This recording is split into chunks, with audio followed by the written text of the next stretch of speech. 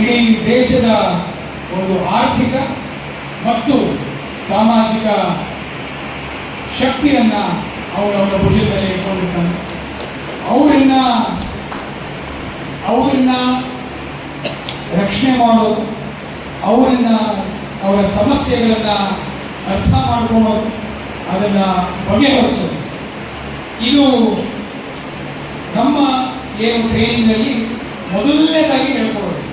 ನಾವು ಏನು police ಟ್ರೈನಿಂಗಲ್ಲಿ on priority first ಹೋಗ್ತೀವಿ, ನಮಗೆ ರೈತರ ಸಮಸ್ಯೆಗಳ ಬಗ್ಗೆನೇ ಪ್ರತ್ಯೇಕವಾಗಿ ಕ್ಲಾಸಸ್ ಆಗುತ್ತೆ. ಯಾಕೆ ಅಂದರೆ ನಮ್ಮ ಇಡೀ ದೇಶದಲ್ಲಿ ಸುಮಾರು 60ರಷ್ಟು ಜನ ನಂಬಿಕೊಂಡಿರೋದು ಕೃಷಿಯನ್ನು. ಸೊ ಆ ಕೃಷಿಯಿಂದ ಬರಬಹುದಾದ ಯಾವ ರೀತಿಯ ಸಮಸ್ಯೆಗಳು, ನಾವು ಅದನ್ನು ಯಾವ ರೀತಿ ಫೋರ್ಕಾಸ್ಟ್ ಮಾಡಬೇಕು, ಯಾವ ರೀತಿ ನಾವು ಮುಖಂಡರುಗಳ ಜೊತೆ ಒಂದು ಸಂವಾದವನ್ನು ನಡೆಸಬೇಕು, ಯಾವ ರೀತಿ ಒಂದು ಪ್ರಾಬ್ಲಮ್ ಇದೆ ಅಂದರೆ ಅದಕ್ಕೆ ಪರಿಹಾರವನ್ನು ಯಾವ ರೀತಿ ಹುಡುಕಬೇಕು, ಇದು ಎಲ್ಲದರ ಬಗ್ಗೆನೂ ಕೂಡ ನಮಗೆ ತರಬೇತಿಯನ್ನು ನೀಡಲಾಗುತ್ತೆ. ಇದಕ್ಕೆ ಮೂಲ ಕಾರಣ ಈ ಒಂದು ಘಟನೆ. ಆ ಘಟನೆಯಲ್ಲಿ ಆಗಿದ್ದಂತಹ ಏನು ದುರ್ಗತಿ ಆಗಿರ್ಬೋದು, ಅದನ್ನ ಯಾವ ರೀತಿ ಮತ್ತೆ ಎಲ್ಲೂ ಆಗಲಿದೆ ನೋಡಿಕೊಳ್ಳೋದಕ್ಕೆ ಈ ಒಂದು ತರಬೇತಿಯನ್ನ ನಮ್ಮ ಎಲ್ಲ ಶಾಲೆಗಳಲ್ಲಿ, ಎಲ್ಲ ಪೊಲೀಸ್ ಟ್ರೈನಿಂಗ್ ಸೆಂಟರ್ಸ್ ಅಲ್ಲಿ ಇದನ್ನು ನೀಡಲಾಗುತ್ತೆ. ಇದರ ಮಹತ್ವ ನಿಮಗೆ ಗೊತ್ತಾಗಲಿ. ಯಾಕೆ ಕೇವಲ ಒಂದು ನಾವು ಹೇಳ್ತೀವಿ ವಾಟರ್ ಶೆಡ್ ಇವೆಂಟ್ ಅಂತ ಹೇಳ್ತೀವಿ. ನಮ್ಮ ಇಡೀ ಹಿಸ್ಟ್ರಿಯನ್ನು ತಗೊಂಡಾಗ ಕೆಲವು ಘಟನೆಗಳು ನಮ್ಮ ಸಮಾಜ, ನಮ್ಮ ಲೆಜಿಸ್ಲೇಟಿವ್, ಎಕ್ಸಿಕ್ಯೂಟಿವ್, ಅಡ್ಮಿನಿಸ್ಟ್ರೇಟಿವ್ ಎಲ್ಲ ರೀತಿಯ ಬದಲಾವಣೆಗಳನ್ನು ಒಂದು ತರುವಂತಹ ಏನು ಘಟನೆಗಳಿದೆ, ಆ ಘಟನೆಯನ್ನು ವಾಟರ್ ಶೆಡ್ ಮೂಮೆಂಟ್ ಅಂತ ಕರಿತೀವಿ. ಆ್ಯಂಡ್ ಈ ನಮ್ಮ ಕರಗುತ್ತನ ಏನು ಆ ಇನ್ಸಿಡೆಂಟ್ ಇದೆ, ನಾನು ಇನ್ನೂ ಹುಟ್ಟಿರಲಿಲ್ಲ. ನಮ್ಮ ಡಿ ಸಿ ಸಾಹೇಬ್ ಅದನ್ನೇ ಹೇಳು ಅಂತ ಹೇಳ್ತಿದ್ರು. ನಾನು ಇನ್ನೂ ಹುಟ್ಟಿರಲಿಲ್ಲ. ನಾನು ಹುಟ್ಟಿದ್ದು 92ರಲ್ಲಿ. ಸೊ ಅಷ್ಟರಲ್ಲಿ ಈಗಾಗಲೇ ಒಂದು ದೊಡ್ಡ ಹೆಮ್ಮರವಾಗಿ ಬೆಳೆದಿತ್ತು ರೈತರ ಚಳುವಳಿ, ಹೆಮ್ಮರವಾಗಿ ಬೆಳೆದು ನಾವು ಅದನ್ನೆಲ್ಲ ಓದ್ಕೊಂಡು ಬಂದಿದ್ದೀವಿ. ಸೊ ಅದು ಆ ಒಂದು ಚಳುವಳಿಯಿಂದ ಎಷ್ಟೋ ರೀತಿಯ ಇಶ್ಯೂಸ್ ನಾವು ರಿಸಾಲ್ವ್ ಮಾಡೋಕ್ಕಾಗಿದೆ. ರೈತನು ಕೇವಲ ಹೆಗಲ ಮೇಲೆ ಒಂದು ಹಸಿರು ಟವಲ್ ಅಲ್ಲ, ಅದು ನಾವು ಹೇಳ್ತೀವಿ ಟ್ರೈನ್ ಯಾವುದಕ್ಕೂ ನಿಲ್ಲೋದಿಲ್ಲ ಅಂತ. ಅವನು ರೈತ ಅವನು ಟವಲ್ ತೆಗೆದ್ಬಿಟ್ಟು ಕೈ ಮಾಡ್ದ ಅಂದರೆ ಒಂದು ರೈಲು ನಿಲ್ಲುತ್ತೆ. ಅದು ಅವನಲ್ಲಿರುವ ಶಕ್ತಿ. ಅದು ಯಾವಾಗಲೂ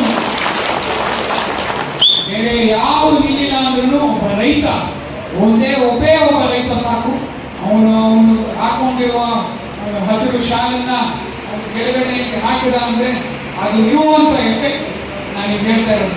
ಅವತ್ತಿನಿಂದ ಹಿಡಿದು ಇವತ್ತಿನವರೆಗೂ ನೀವು ನೋಡಿರ್ಬೋದು ಇತ್ತೀಚಿನ ದಿನಗಳಲ್ಲಿ ಹೇಗೆ ಒಂದು ರೈತ ಚಳುವಳಿ ಯಾವ ರೀತಿ ನಾವು ಹೇಳೋದು ಯಾವ ರೀತಿ ರೂಪರೇಷೆಗಳನ್ನು ತಗೊಂಡು ಸಂವಾದದ ಮುಖಾಂತರ ಯಾವ ರೀತಿ ನಾವು ಸೊಲ್ಯೂಷನ್ಸ್ ಅನ್ನು ತರ್ತಾ ಇದ್ದೀವಿ ಅಂತ ಇದನ್ನೇ ನಾವು ಎಲ್ಲರೂ ಮುಂದುವರಿಸೋಣಂತೆ. ಈಗ ನಿಮ್ಮ ಜಿಲ್ಲಾಧ್ಯಕ್ಷರು 2 ವಿಚಾರಗಳನ್ನು ನಮ್ಮ ಗಮನಕ್ಕೆ ತಂದಿದ್ದಾರೆ. ಖಂಡಿತವಾಗಿಯೂ my office door is always open. ನೀವು ಯಾವಾಗಲೂ ಬನ್ನಿ. ಆದರೆ ಇದರಲ್ಲಿ ಒಂದು ನೀವು ಈ ಮಾಧ್ಯಮ ಮಿತ್ರರ ಮುಂದೆ ಹೇಳ್ಬಿಟ್ಟಿದ್ದೀರಾ ಆಫೀಸಿಗೆ ಬರ್ತೀರಾ ಅಂತ. ಯಾರು ಬರ್ತೀರಾ ಅನ್ನೋದು ಅಲ್ಲೇ ಗೊತ್ತಾಗ್ಬಿಡುತ್ತೆ. ಅದ್ರ ಬಗ್ಗೆ ಏನು ನೀವು ನಿಶ್ಚಿಂತೆಯಿಂದ ಬನ್ನಿ. ಯಾವುದೇ ಇಲೀಗಲ್ ಆಕ್ಟಿವಿಟೀಸ್ ಇದ್ರು ರೈತರ ಮಕ್ಕಳು, ನಮ್ಮ ಮಕ್ಕಳು ಕೂಡ ನಾವು ಅಲ್ಲಿಂದಲೇ ಬೆಳೆದು ಬಂದಿರೋದು. It is my responsibility. ನಾವು ಮತ್ತೆ ಮಾನ್ಯ ಜಿಲ್ಲಾಧಿಕಾರಿಗಳು ಇಬ್ಬರು ಸೇರಿ ಖಂಡಿತವಾಗಿ ಯಾವುದೇ ಇಶ್ಯೂ ಬಂದು ನಾವು ರಿಸಾಲ್ವ್ ಮಾಡೋದಕ್ಕೆ ಮತ್ತೆ ನಿಂತೀವಿ ಅಂತ ಹೇಳೋದಕ್ಕೆ ಇಷ್ಟಪಡ್ತೀನಿ. ಆಮೇಲೆ ಮತ್ತೊಂದು ಸಿವಿಲ್ ಯಾಚನೆಗಳ ಬಗ್ಗೆ ವಿಚಾರವನ್ನು ತಿಳಿಸಿದ್ದಾರೆ. ಖಂಡಿತವಾಗಿಯೂ ನೀವು ಏನು ಒಂದು ಪಾಯಿಂಟ್ ಹೇಳಿದ್ರೆ ಅದನ್ನು ನಾವು ಮನಸ್ಸಲ್ಲಿ ಇಟ್ಕೊಳ್ತೀವಿ. ಈಗ ಏನಾಗುತ್ತೆ, ಕೆಲವೊಂದು ಹೇಳಿದ್ರಿ ಅನುಕೂಲಸ್ಥರಿಗೆ ಅನುಕೂಲವಾಗಿ ನಮ್ಮನ್ನು ನಡ್ಕೊಳ್ತಾರೆ ಅಂತ. ಖಂಡಿತವಾಗ್ಲೂ ಅದನ್ನ ಯಾವ ರೀತಿ ಅವಾಯ್ಡ್ ಮಾಡ್ಬೋದು, ಪ್ರಿವೆಂಟ್ ಮಾಡ್ಬೋದು ಅಂತ ನಾವು ಅವರೆಲ್ಲ ಕರೆದು ಒಂದು ಮೀಟಿಂಗ್ ಮಾಡಿ ನಾವು ತಿಳುವಳಿಕೆ ನೀಡೋದಕ್ಕೆ ನಾನು ಹೇಳ್ತೀನಿ. ಇದು ಯಾವಾಗ ಆಗುತ್ತೆ, ನಮಗೆ ಆಲ್ರೆಡಿ ಯಾರಾದ್ರೂ ಒಬ್ರು ಒಂದು ಜಾಗದಲ್ಲಿ ಇದ್ದಾಗ ಅವ್ರನ್ನ ಮೂವ್ ಮಾಡಿಸ್ಬೇಕು ಅಂದ್ರೆ ನಮ್ಗೊಂದು ಸ್ವಲ್ಪ ತೊಂದರೆ ಆಗುತ್ತೆ. ಬಟ್ ಯಾವಾಗ ಅಣ್ಣ ತಮ್ಮನ ವಿಚಾರ ಎಲ್ಲ ಬಂದಾಗ ಆದಷ್ಟು ನಾವೇ ನಿಂತು ಅದನ್ನು ಬಗೆಹರಿಸಲಿಕ್ಕೆ ಪ್ರಯತ್ನ ಪಡ್ತೀವಿ. ಅದಲ್ಲದೇ ಬೇರೆ ಏನಾದರೂ ಇತ್ತು ಅಂದರೆ ಖಂಡಿತವಾಗಿ ನಮ್ಮ ಗಮನಕ್ಕೆ ತನ್ನಿ. ಆದಷ್ಟು ಶೀಘ್ರವಾಗಿ ನೀವು ಹೇಳಿದಂಗೆ ಕೆಲವು ವಿಚಾರಗಳು ಶೀಘ್ರವಾಗಿಯೇ ನಾವು ಕ್ಲಿಯರ್ ಮಾಡಬೇಕು ಅಂತ, ಅದನ್ನು ನಾವು ಖಂಡಿತವಾಗಿ ಮಾಡ್ತೀನಿ ಅಂತ ನಿಮಗೆ ಇಲ್ಲಿ ಹೇಳೋದಕ್ಕೆ ನಾನು ಇಚ್ಛೆ ಪಡ್ತೀನಿ.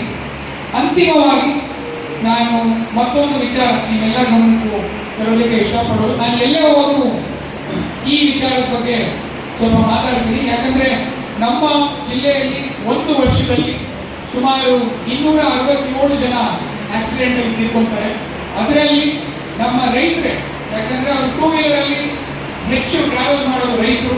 ಅವರು ಒಂದು ಕಡೆ ಹಾಲನ್ನ ಕೊಟ್ಟು ಈ ಕಡೆ ಬರೋದಾಗಿರ್ಬೋದು, ಇಲ್ಲ ಮೇವನ್ನ ತಗೊಂಡಾಗಿರ್ಬೋದು, ಇಲ್ಲ ಒಂದು ಅವರು ಸೀಡ್ಸ್ನ ತಗೊಂಡು ಗೊಬ್ಬರನ ತಗೊಂಡು ವಾಪಸ್ ಹೋಗ್ತಿರೋದಾಗಿರ್ಬೋದು. ಈ ಟೂ ವೀಲರ್ ಡೆತ್ಸಲ್ಲಿ ರೈತರು ಕೂಡ ಸಾಕಷ್ಟು ಜನ ಅವರು ಪ್ರಾಣವನ್ನು ಕಳ್ಕೊತಾ ಇದ್ದಾರೆ.